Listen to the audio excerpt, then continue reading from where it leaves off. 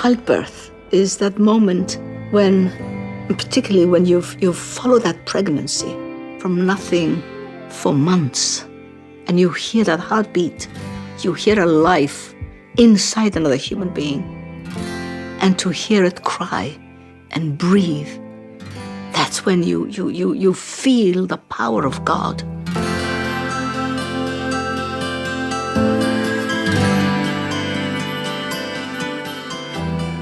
It's a miracle of life. And it brings you that much closer to your Creator. Beautiful baby, mashallah, mashallah. Well, my name is Edna Adan Ismail. I'm a nurse. I'm a midwife by profession. I'm a retired United Nations civil servant. I'm 85, and I come from Somaliland, situated in the Horn of Africa.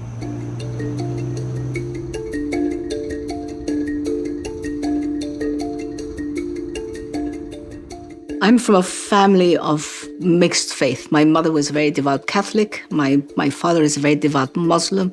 And we were brought up to have respect for all religions.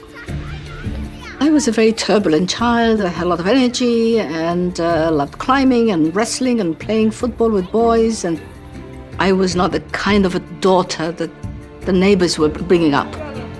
Little girls in my country at that time did not go to school. And the neighborhood boys would come and do their homework in our veranda to be guided and taught by the teacher that Dad was paying for. So when they were being taught, I was learning it too.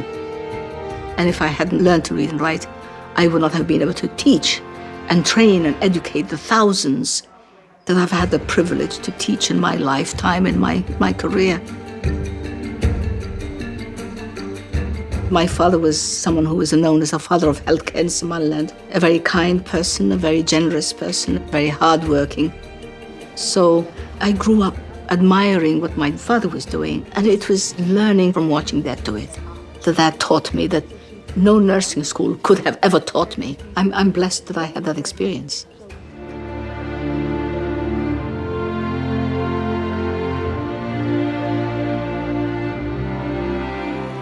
So coming to England was different. Going to the Borough Polytechnic, where they had thousands of boys and girls in the college, was a great, great learning curve. And I was very often the only black girl in the class. And if I failed, it's because I did not work hard enough. It was not because of the color of my skin.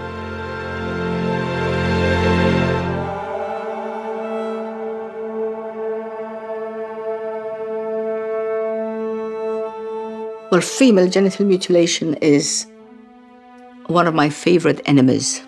It damages the body of that female child for no reason other than for tradition. It is contrary to the teachings of all the known religions of the world. And it's when I came home and I was faced with deliveries, babies that I need to get out from a part of the body that had been so badly damaged. And the childbirth was made so much more difficult. So every day I'm reliving, I'm remembering, I'm recalling that pain that happened to me when I was 7 or 8 years old. The wounds may heal, but the pain never leaves you. The rebellion never goes away. I was angry about it, but I could not say anything. Until 1976. I attended a conference in Sudan where men and women, medical professionals, discussed it. And I thought, they can talk about it. They're Muslim like me. They're rebelling against it like I am. Therefore, if I say something about it, that would not be going against my religion.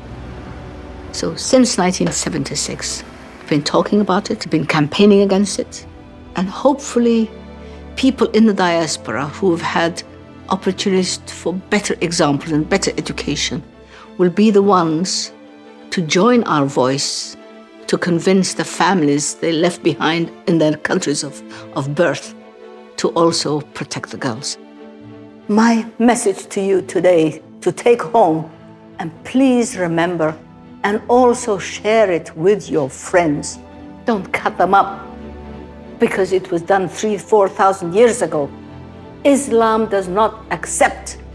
Islam forbids female circumcision. And there's a moral issue, moral obligation, there's a responsibility. God has shown me this.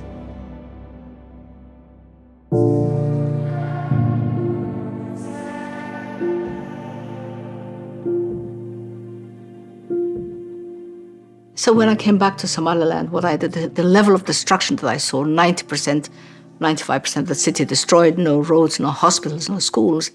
250,000 people died. I could not bring those back, but at least I could be an element that contributes to the survival of the nation. And that's when I came back and built a hospital. And it's the best thing I've ever done in my life. I put everything I had into it. Anything I had no longer any need for, I just recycled into cold cash. I no longer have the trinkets I once had. Bank managers no longer have any money to count for me. But oh boy, oh boy, oh boy, do I have the satisfaction? Do I have the gratitude that God gave me? I said, thank God I could do that. I have far more today than I've ever had before. I think my strength comes from the fact that I don't feel defeated. I'm being held back momentarily, but I'm not cured of my conviction. The hospital has grown beyond my expectations. It's delivered over 30-something thousand babies. We've trained over 4,000 students in different disciplines. 70% of my students are female. 80% of my staff are female. I never expected that. And I feel so blessed that I could do it. And I'm proud that when we had no nurses 60 years ago, that today we have thousands. When we had no anesthetists, we've trained over 40 anesthetists. When we had no female surgeons, my chief surgeon in the hospital is a female. We have outreach campaigns, we have villages that we go to, training courses we hold in different corners of Somaliland. That's what the hospital has done, given life to the country. We're in the village of Habaswein. They have farmers, but mainly nomads. And we were getting a lot of complications and sick people coming from here. This is where we would bring our students and our staff once a month to check on the health and the conditions of the people who live here. We do a lot of FGM, female genital mutilation campaigns here as well with the community. Because these are the kind of people who we do it 100% to their daughters. It took us 2 years, and there it is. And I'm emotional because I'm seeing it for the first time. And it was built through the contributions from my staff. We broke the ground on an empty mountaintop. Now we have a village mother and child health center. I feel so grateful that I have been given the opportunities and the life and the education that I have had to be able to make that much of a change for our people and particularly for girls in my country, Somaliland. I'm different, but then I'm different for a good cause. I soon realized that I was a role model.